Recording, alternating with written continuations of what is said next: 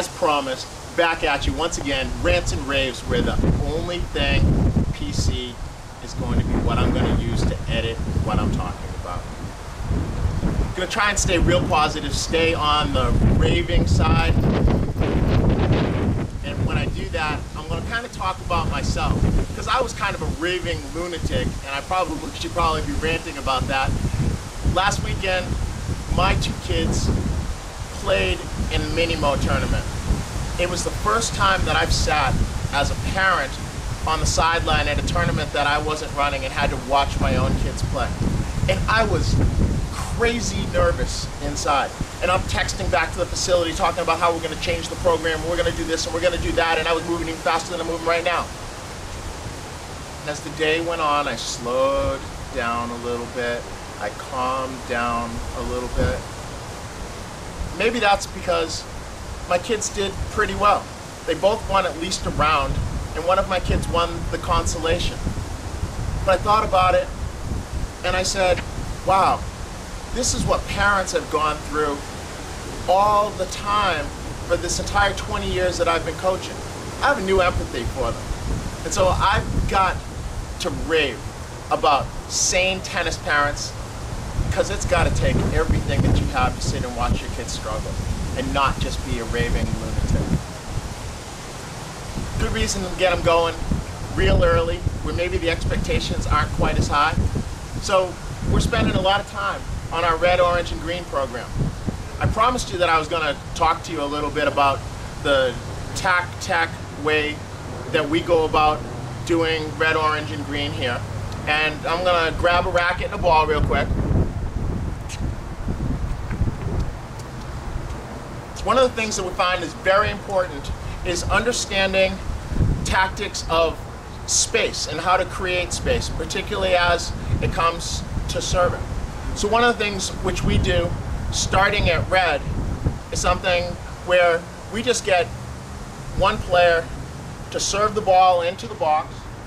We get player 2 to hit the ball back, and then we get the server to take ball 3 to the other side, and then second player to just catch. I think it does a couple of things. It gets the server to think about using spaces to get the person out of position. It also gets that person used to moving after they hit the return.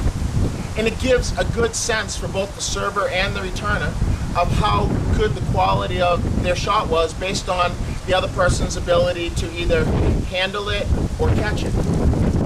We use that right through, all the way through our tops program. At the highest level, we work on serving the ball out wide where it has to break the plane of the double sideline before the plane of the baseline, the return coming back, and then their ability to take ball 3 to where it lands in the court and hits the fence or the wall on one bounce.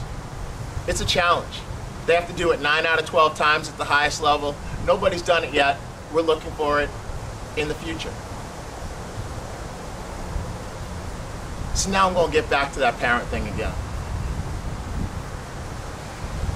I always wanted to change tennis, and one of my frustrations, I think, has come from what I've chosen to do.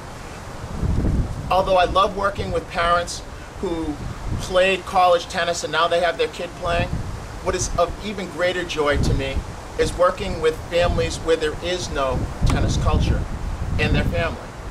And so I'm constantly educating.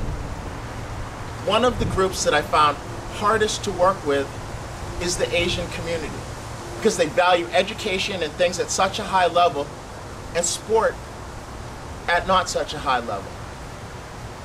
So one of the things that I'm having to do and find ways to do is to tell them and to teach them that the pursuit of excellence at tennis is going to set them up for success in everything that they do.